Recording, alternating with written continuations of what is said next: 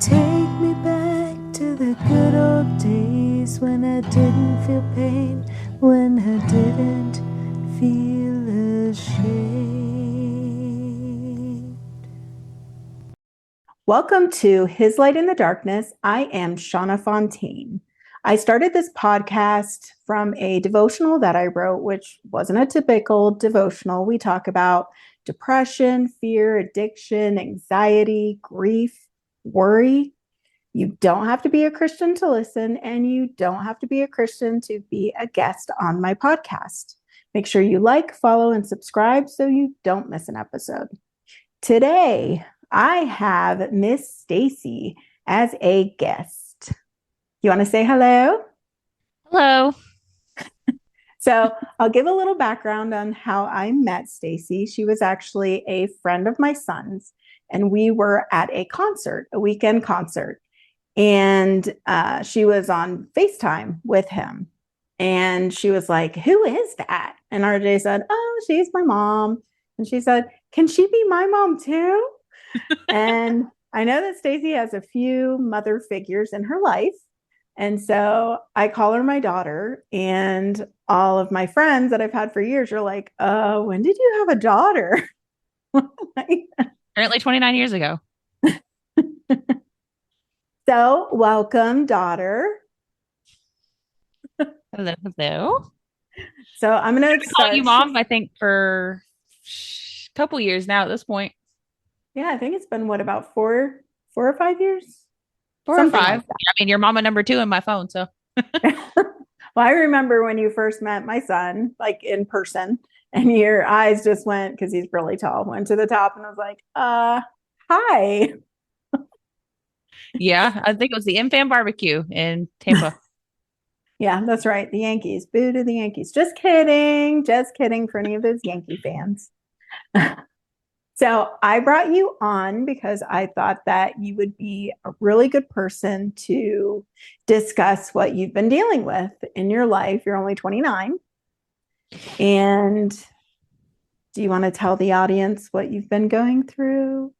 For the last about, I think, 18 months at this point, I have been dealing with stage 4 colorectal cancer. I got diagnosed at the age of 27 when they were telling me for 6, 7, 8 months that it was only, oh, it's probably just Crohn's. It's probably just ulcerative colitis. The blood in your stool is nothing.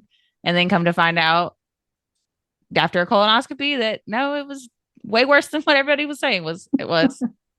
Well, the funny thing, or not funny, I guess ironic thing is you're a nurse, right?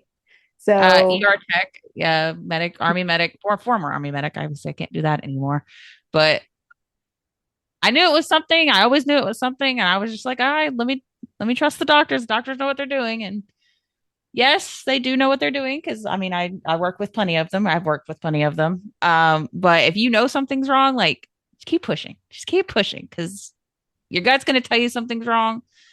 But I was very timid at first, a very timid person when it comes to confronting doctors about things about or like pushing back on my health. And I never wanted to be like, well, I don't know. It's not like what you're giving me is not working. So can we look something different? And it bit well, me in you're the timid. You're timid by nature. You're not an aggressor. You're not confrontational, but it's good for you to tell people that if it's your gut, it's okay to push, especially when it's your health. You don't want to just sit there and be like, okay, well, I trust them and they're a friend. So it's like, if you know something's going on or you feel like it, then definitely, keep going. How did you feel when like they told you? Because you probably knew, right? Your gut kind of was like, things I aren't knew right. something. I knew something was wrong.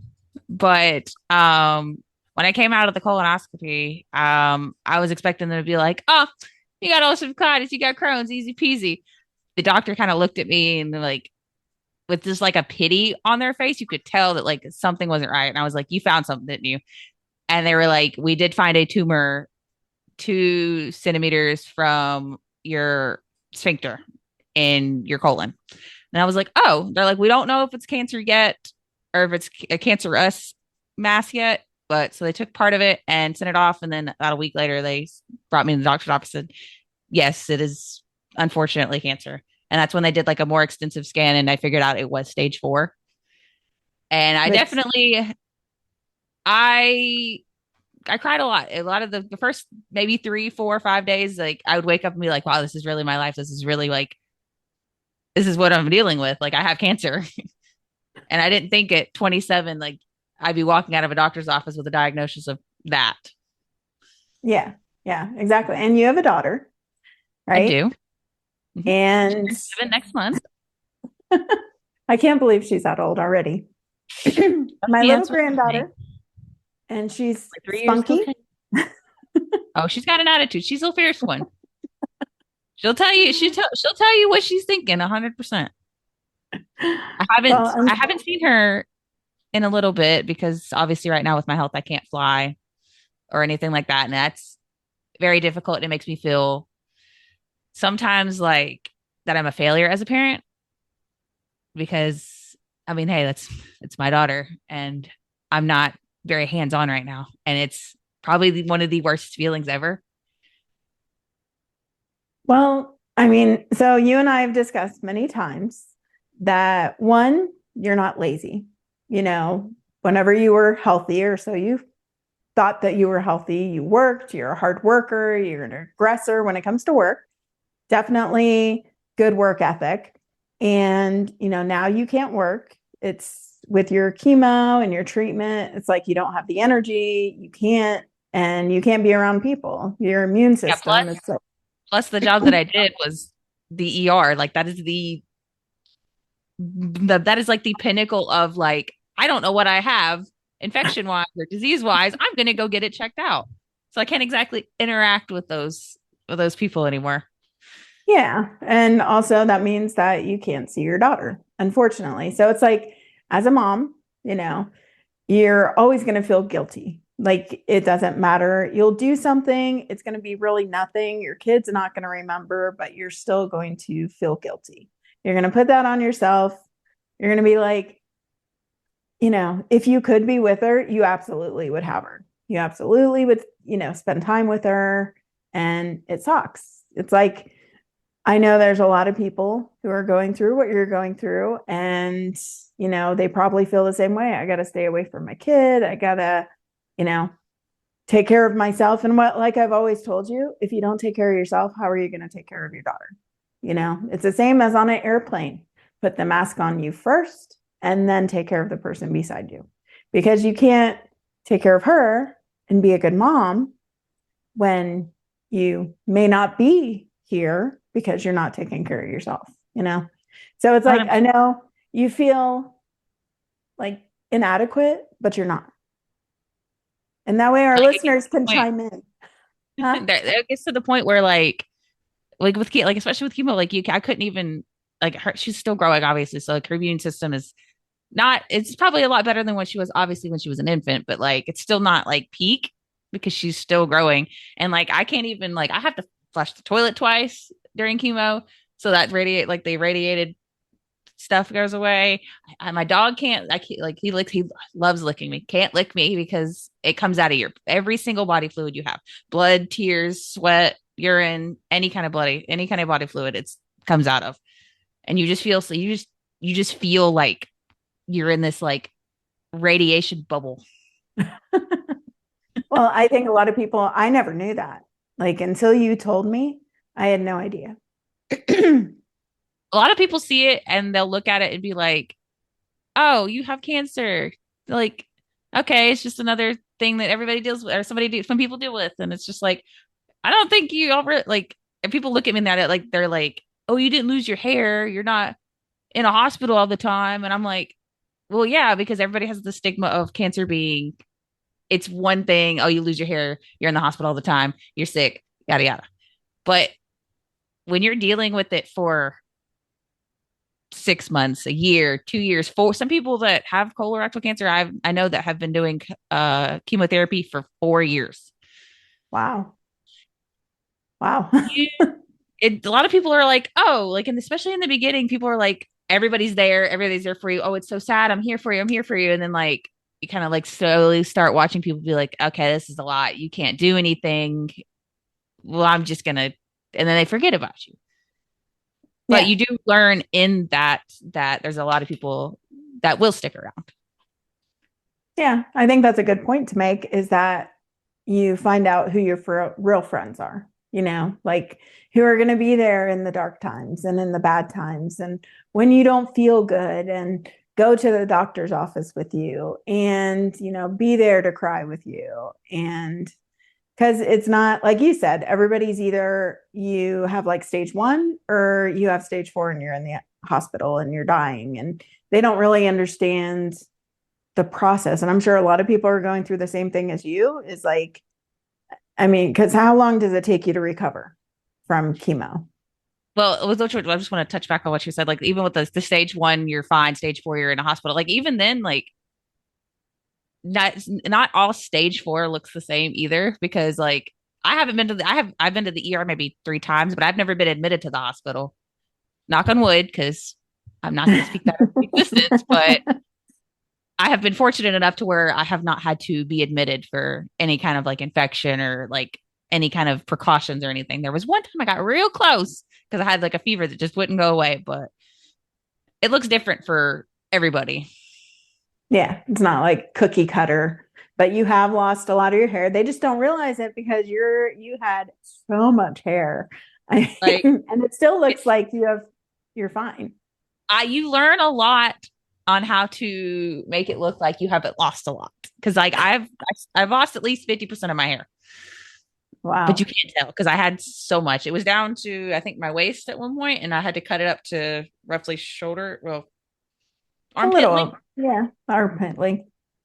But because it was just like I'd even brush my hair and it would just be like a whole mat in the thing, and I'm just like, nah. And it well, looks a especially lot being fuller when born it's young. shorter It too. looks it looks fuller, is that what you said? Yeah, because like you could tell like as soon as it started getting to the bottom, like it would just get like pasta stringy, like lengthwise, and I'm just like, I'm just gonna go ahead and take this chop 6 inches off and hope for the best there. But you have a lot of other side effects, I think, of cancer or of the chemo that a lot of people don't know or isn't discussed. Yes, because when I first started, I was on like the basic like colorectal like because until I got my tumor testing back, because they have like you get different medications and chemos and immunotherapies based off your markers in your tumor. So like I was negative for a certain, I don't remember exactly what marker it is because it's like a long, super long name, but they said I was negative for it, so I can get this extra type of medicine, which it's called Vectibix, and it gives you it that is probably the worst one out of all the ones that I take. It gives you a face rash that I hate. You can kind of see it all the time. It flares up with stress or anything like that. You can get vitis. I don't know how to say it, but it's like a crust on your eye. So like your eye, your ear eyelash bulb area where your eyelash grows out of, that could get infected and crust up. It can give you nail toxicity, which I get sometimes because I sit here like pick at my nails sometimes, but it's manageable to an extent. It's and with recovery for chemo, like I'll go in, like I get it every 2 weeks. So I go in on Mondays. I'm there for 5, 6 hours. Um, and then I get this pump put on me for 46 hours after that, after I leave. I hate that thing. That thing is the bane of my existence. I call it my purse. I call it my Louis Vuitton. I call it my Birkin bag, whatever it is, because it's a very expensive attachment to me. And I have that on for 46 hours. And then I get taken off on Wednesdays, roughly around like a noonish every time. And the Tuesday is probably the worst day. I literally feel weak. I feel like I lose all color in my face. I feel like I'm not me because like I'm normally up around. I can do everything, but I feel like I just have to stay in bed or do very minimal. I can't stand up for maybe more than 5, 10 minutes at the stove, so I have to have a lot of stuff prepared and all that. But by Friday, and it slowly starts to like get better every day you wake up. But by Friday is typically when I'm back, so it's like I get a week on of being quote unquote normal, because I mean, there's nothing normal about cancer. And then I get a week of what I refer to now as hell week, because it definitely feels like you're going through hell. Well, I think that's another point is you're not able to work, which means you are not bringing in an income, you know, at least not a A typical. work income, yes. I currently receive disability income through the state. And granted, it is not a lot. A lot of people are like, oh, you're disabled. You're getting a lot of money every month. And it's like, you get maybe $1,300. Yeah, And which we that's know it. in this time does not pay for anything. I mean, you may cover what basic costs of Mhm. living and maybe food, but so I'll mention here and I'll mention again, you do have a GoFundMe. I did I copy do. it. I am going to share it. So if people watch the video, wherever they see it on social media, I'll make sure and include that link because hey, if they can spare a couple dollars, then help a young mom out that would Would be like very to appreciated. Not required, but if you're feeling generous, generous. Well, Stacey is not one to ask I will for never. money. Yeah, she's not one to say, "Hey, I'm just going to come along with you and you're going to pay for everything." She's very independent. And so the fact that she started it was a big step. Well, you had to strong arm me a little bit to get me to do it. Well, because you aren't like that. That's why I said, like, if you were one of those moocher, give me, Yep. Nope. yeah, not going to help you. But you are not. You I mean, literally physically cannot do more than what you're doing, because right now you're just trying to stay alive, right? I do. That's so because it gets very boring. You get cabin fever really badly if you don't. Because like I don't currently the place I live, I don't have anybody but myself right now. Like it's literally me and my dog, and that's it. I'll do like DoorDash when I'm feeling okay to like supplement a little bit of income, but I mean And with I can only and with do that, so much. you leave it at the door. So it's not like you're, Yeah, interacting with people for your immune system, just to put it out there so people don't go, "Oh, she doesn't but well, she she's can around work. people." What is No, that? No. no, and it's only on days, and that's the only thing that I've seen that I can do. Like, oh my, it's like okay, this day I'm feeling absolutely like complete garbage. I'm not gonna go, or like this day I'm feeling great. I can do a couple hours here and there. And it's the only thing. It's very flexible. Obviously, like it depends on your area, like how prevalent DoorDash is, but I mean, it works. It helps. It's something. It's, can pay for groceries for a day. As expensive as groceries are. But just to reiterate to people, I will share the GoFundMe. So if you feel inclined, you want to help somebody out, like me, I like to help people out. Let's say there's a family that, doesn't have a week of groceries. Here you go. Or a kid that can't afford shoes, parents can't afford shoes. Here you go. Instead of spending a week of your lattes, maybe pass it on to Stacy so she can, you know, fix her car and and eat Yeah. food and So if you had like something to tell people who are because it can be very down, it can be very easy to go into that hole of depression. Like it's super easy, especially with how advanced yours is. What would you, because you're a fighter, I mean, 100% a fighter. So what would you say to people who are at that point, or maybe just got diagnosed and now they're like, my life's over, What would you say to them? You're gonna find out who your people are 100%. There's gonna be people that you start off with in your cancer journey that you think are gonna be a good rock, a good support for you that might turn out and be the worst decision you've ever made.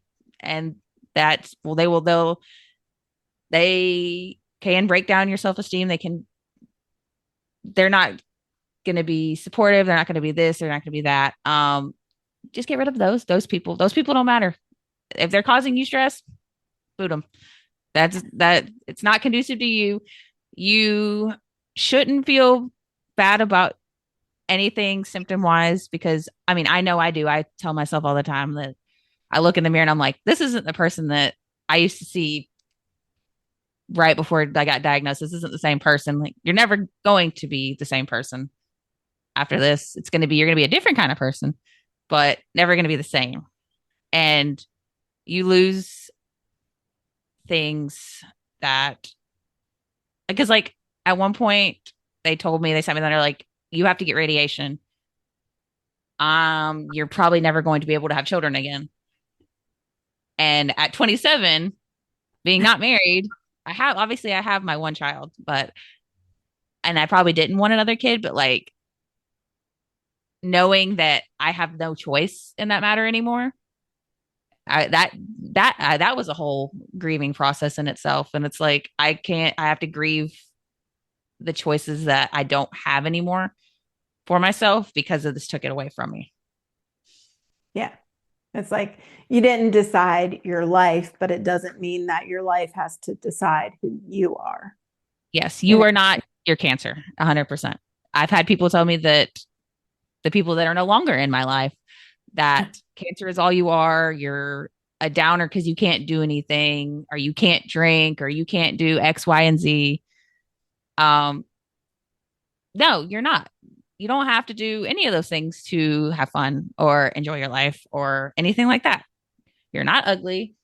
You're not a burden. You're not terrible. You're not anything that any negative person says during this journey that you are. It is not. As much as you sometimes feel like it, because I know I do, and I still have my days that I do, you're not.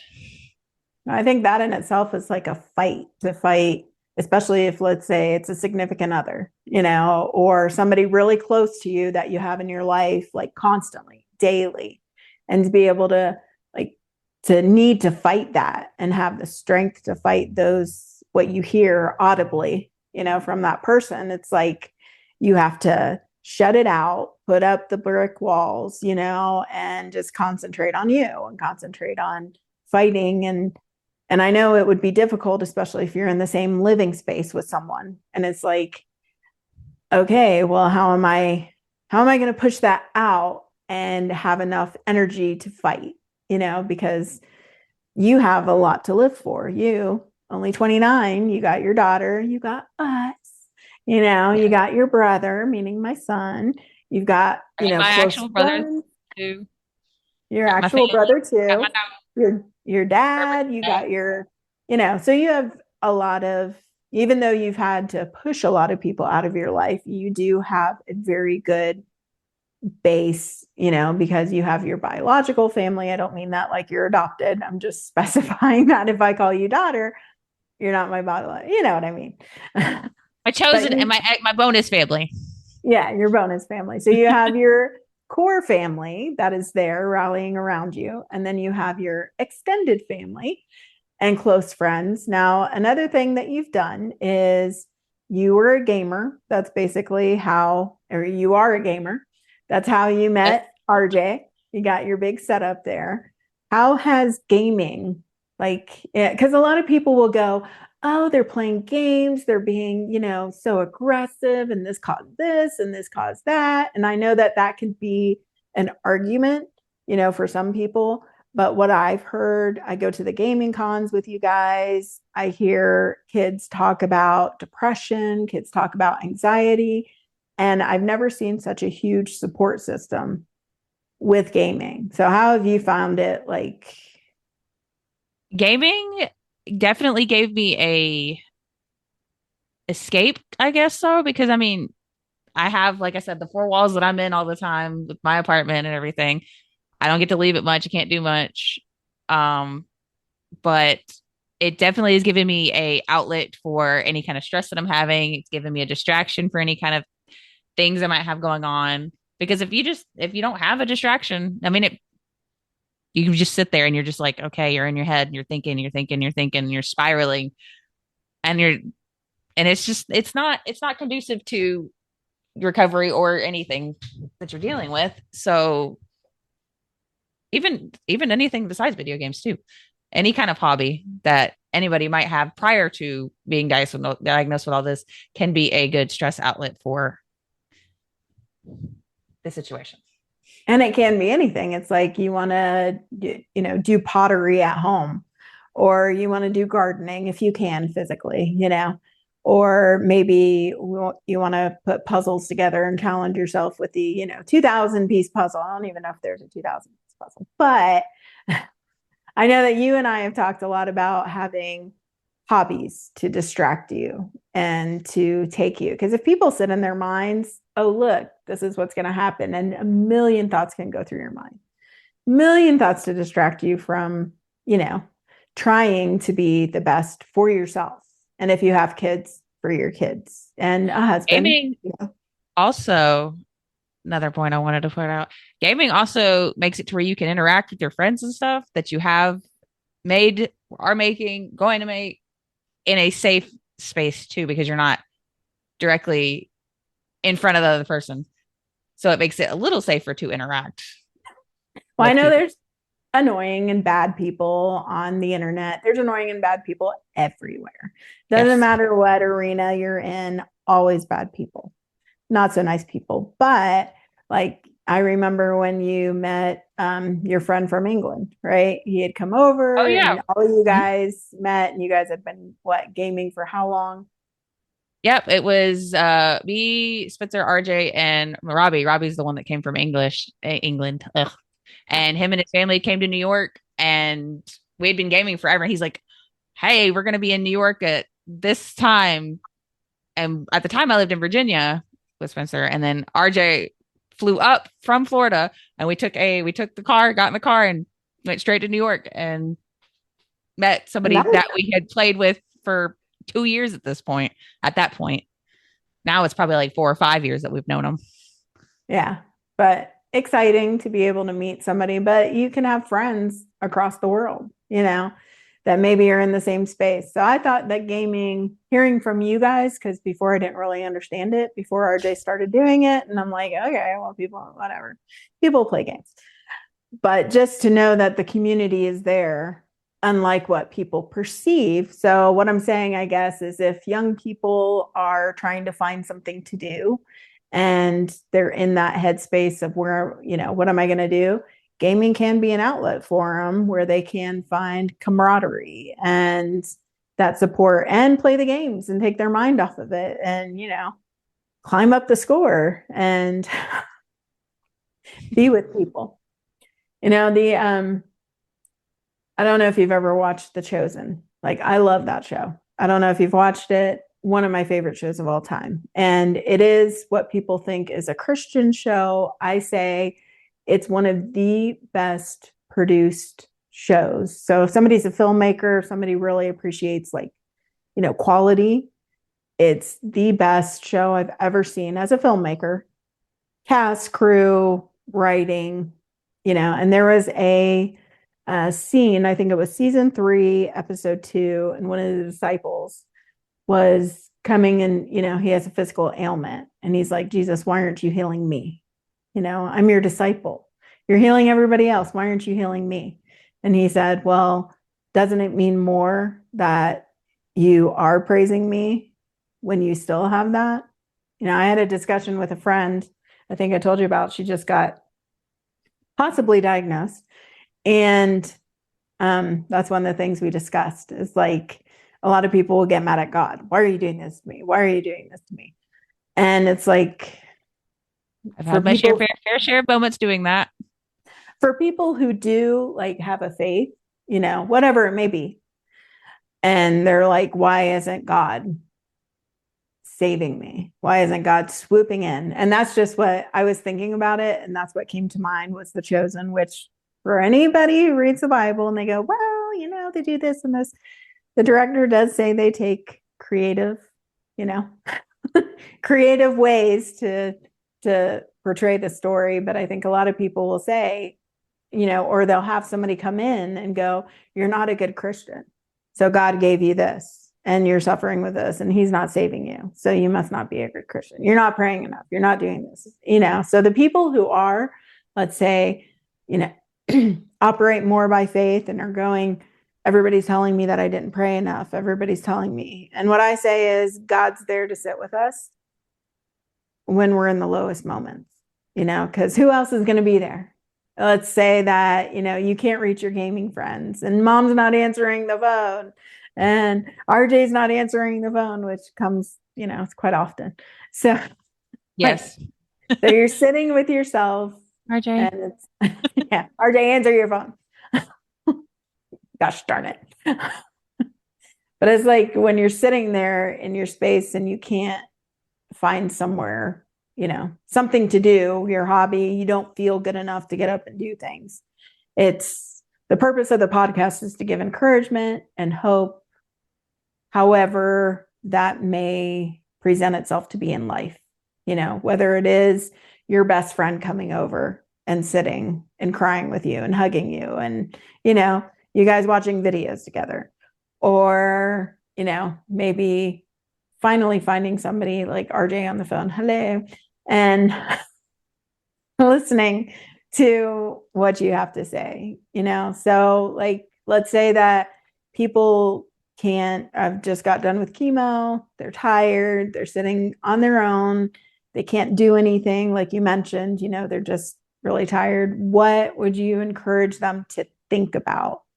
Like sitting in that space. When you can't reach anybody and you kind of are just by yourself. Yeah. Honestly, when I'm in those kind of headspaces and kind of like by myself, typically it's when I'm laying down, getting ready for bed or going to bed or waking up in the middle of the night. I'm kind of just staring at the ceiling.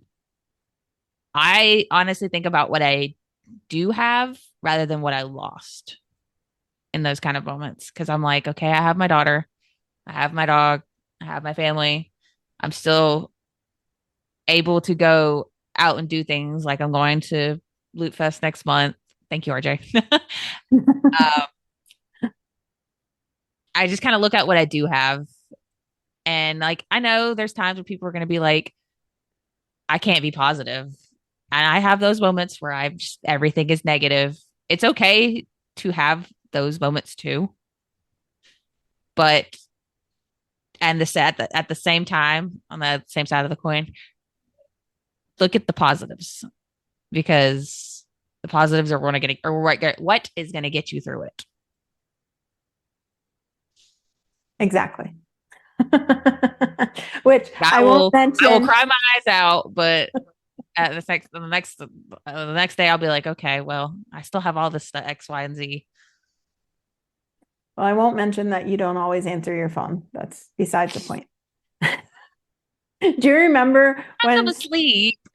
Yeah, but before you were sick, I would like text you. I wouldn't hear from you, Yeah. and then you'd like send me a message. What, 2 weeks later? Sorry, mom. I forgot. And I forgot that yes, I would forget, but if my memory is even worse now, but the funny thing is, I talk to you more now than I did which is then. funny. It is funny, isn't it? I guess I don't know. Like I've never liked asking people for help, like you said earlier. So I guess I don't know. But like Now sometimes, I've kind of accepted that you're gonna need help with this because like you can't do it 100% on your own. You can't. well, especially like with your daughter, you can't really provide anything for her, but it's because you're only getting disability. You can barely, it's $1,300. I mean, if people hear that and go, oh my gosh, that's it. That's all you're getting. That's, $1,300 disability, and then the apartment ends up being $850 a month. So like you're not left with a whole lot afterwards. yeah. So it's, one of those things that you just can't. And I'm sure it takes a toll on you, emotionally, that because every parent wants to give their kid as much as they can, whether it be love, Time, monetarily, money, anything. yeah, time. And right now it's like you can, I mean, luckily you can talk to her on the phone Yes. and, hopefully you're able to talk to her a lot. And, because kids don't really know time to a degree, but they do, especially that young. So if she doesn't talk to you in a while, she's probably like, Where's my mom? Because RJ used to do that. He and, me and his dad got divorced so early and in his life, and he would do that. Oh, I need to talk to my mom, miss my mom. So I'm sure, even as stubborn she is, she's like, I want to see my mom. And luckily, thank God, we have FaceTime Yes. and Zoom and different things like that where you do have. Granted, attention spans the size of a goldfish right now. She'll be like, okay, I'm gonna do this. And I'm just sitting there watching her do whatever she's doing. I mean, hey, it's still It's time, yeah. and I think that's the point is if people even, let's say that they don't have the energy to do it and they feel inadequate, it's like even, and this is what RJ told me when he was younger, as long as you're there, like present, it's not that you actually have to do something with them. They just like to know that you're present, Mhm. you know, that you're there if they want to talk to you. And he would do that. It would, oh, okay, what do you want to do? Oh, I want to watch a show. Oh, okay, well, I'll let you watch a show. No, I want you to be here with me because it means something for you to be like, so same as you watching her on FaceTime. It's like you're still there, you're present in her life. So And it what are does you? make me want to think of something else with the chemo. I know a lot of people are like, well, because like I've gone to every like this is I've gone to every single chemo session by myself. I'll look around sometimes and see people that have like family every time, and I'm just like, dang, I do it because like I used to have a relationship at the beginning of this. I don't anymore, and never once did he go to any appointments, anything, no scans, no blood work, no nothing. Go. I know I fall asleep during it sometimes because I swear that Benadryl they give you, I don't know what they put in it. I just sleep for a good 2 hours. But just go with people. Go with their family member that has it, or go with your friend that has it. Just like you don't have to go every time. Like I'm never asked. I would never ask anybody to go every single time because that's once every 2 weeks. That's a lot. And you're sitting there for like 5 hours. Yes, but go. Or if you can't go, like the day before they have chemo, that bring them some snacks. Be like, hey, take them with you tomorrow because like I'm bored when I sit there. I just want a snack because like when you're getting the infusion and everything starts tasting kind of like metallic-y and kind of like ugh. So like having their favorite soda or bag of chips or some candy or something like that. It like helps. And then like going with to the like a point going to with them to a chemo session every once in a while. It means a lot to the person. Because I do wish sometimes that I would have somebody to sit there and just talk to instead of just playing my iPad the whole 5 hours.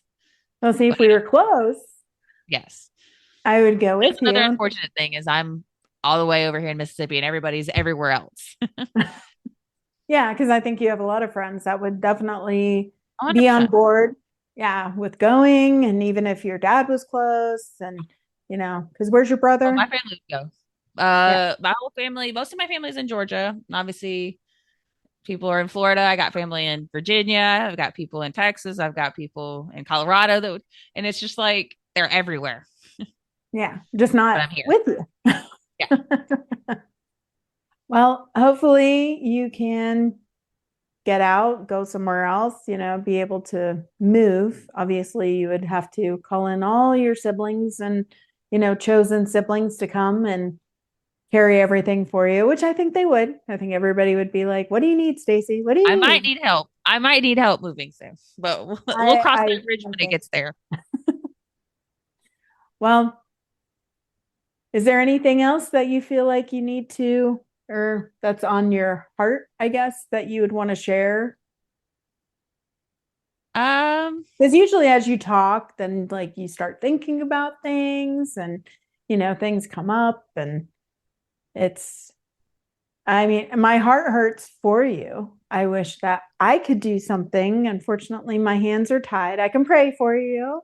I can answer the phone for you. I can FaceTime you. I yes. can buy you Taylor Swift records. Yes. I can Those were the best. Which usually I'll ask her, what do you want for your birthday? Or what do you want for Christmas? And she's like, well, There's a link since to you this very asked. limited edition Taylor Swift vinyl that's being sold right now for only 24 hours. And you're just like, okay. And then RJ does the same. He'll ask what I want for Christmas or my birthday. And that's the same thing that happens. But you don't like come out and ask for it. It's always, well, since you asked, okay. And I like it since usually, I don't get them. Like, that's okay. But like, I do collect them. So well, certain things make you happy, right? So if like somebody has something that makes them happy, even listening to music, you know, which I and encourage. Hey, if Pokemon. any bands like know a person or find out they're a fan, then I think that person as a celebrity should make a video and say, hey, I'm rooting for you. I'm not calling out Taylor Swift. I'm not telling her she needs to do it. As busy as she is, I would never expect that. But No, I wouldn't expect that of somebody so busy. she's But planning a whole wedding, Kelsey Swift wedding. I think it's cool though when they reach out, excuse me, when they reach out and say, hey, we're here with you. Maybe Be our fair. thoughts. She did donate, I think, like $100,000 to a family with that the child has cancer. So like she does a whole lot. She does a lot of hospital visits and stuff like that. So that's also why I like her as an artist. Like that's why I will be gladly buy her stuff. Well, I won't be seeing you too soon, although you're going to come visit me, right? Well, Now yes, that I live in the mountains of Montana. She's like, okay, when can I come visit? When do I get? 100%. Now it's going to be a road trip, obviously, not flying, Yes, but it will be an excited road trip. You know, coming this way was a lot of fun, moving, sort I of. can imagine. Well, we had the trailer horse. We have a horse trailer, and my poor husband's driving the truck. And I think we were driving through Missouri. And he's like, I was sure that the trailer was going to flip the truck because there's a I went to lot. basic training there. I understand the roads there that y'all are talking about. Yeah. So he was going, I was praying. And he's not usually a prayer, by any means. He goes, I found Jesus. I found Jesus while I was driving. Please don't let the trailer flip. It's like Jesus is alive. He got us here. So, what do you have planned for today? Oh, wow. Today. That's extensive. Tomorrow is chemo, so nothing Oh, today. okay. Today's a I don't do anything day. Okay. So, you kind of rest up, make sure you have My energy, snack. buy all your snacks. See, that's Yes. what people can go to your GoFundMe and donate some money for snacks. They can like put it in there. This is designated Yes. for chemo snacks. Now, as far as like your scans and stuff, is there any like timeline for how long you have cancer? It's just kind of like taken day by day, They scan by scan.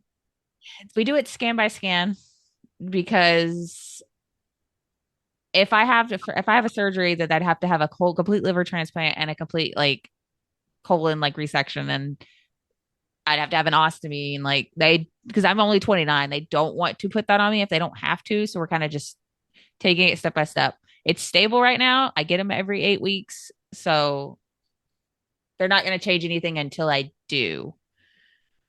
Well, with your cancer, I think you said how most people are older, right? That usually Mhm. get it. And that you being so young was just so shocking. And it's not genetic either. So they That's don't so know how I got interesting. it. They don't know. Yeah. Because there's no, I guess, real, you know, uh, No, there's I nothing guess that it points to, oh, it's like, this, or oh, it's this. yeah, like, oh, not that you smoke, but let's say, like bladder cancer. Okay, they smoke. Or, lung Lung cancer. cancer Okay, would be obviously they smoke. smoke. Yeah. But stuff like that. With this, I think that's probably why it was such a surprise because it's like not genetic. How in the world would I have gotten it? And it's like, I'm sure a lot of people, what do you mean? It's not meant for me. What are you talking about? This isn't supposed to be a reality of my life. That's not the way it's supposed to be. I am the youngest one in the oncology office every time I go. You said that you walk in and it's like all these older people and you're just this They all young look at me and person I'm sitting. like, hi, Hi, it's here. me. I think people just encouragement for people find, whatever hobby, find joy, find thoughts. And like I told you, as soon as the bad thoughts start coming in, that's when you redirect those thoughts and do your hobby, concentrate on it. Like you said, what you were trying to straighten up your room or something, trying to keep your mind off things. Yeah, y'all can't you can't see it right now because it's off camera, but I have a whole closet that is just pouring out of stuff right now that I need to go through and get rid of before I do end up moving wherever I go. Because I'm not trying to carry all that with me.